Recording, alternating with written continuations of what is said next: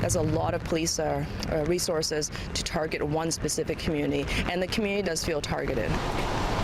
City Councillor Kristyn Wong-Tam says while she doesn't want to dismiss legitimate concerns from residents about public sex in Marie Curtis Park, she feels the undercover operation unfairly criminalized gay men.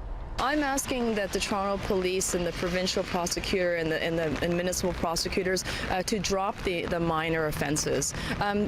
These offences will follow those charged for the rest of their lives. The 6-week operation saw undercover officers charge more than 70 people, nearly all of them men, for lewd behaviour. Critics have likened Project Marie to the bathhouse raids of the 80s, which police officially apologized for this year.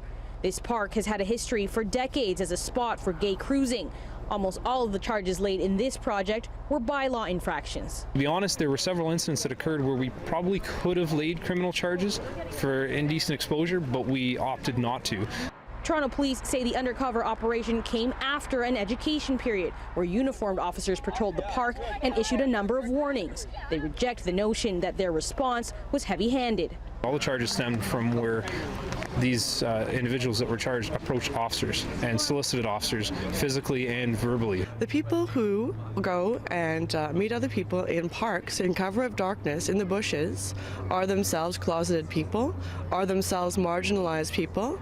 Lisa Amin is one of a number of human rights lawyers offering free legal services to those charged. She says she would have liked to see police engage with the LGBT community on this issue.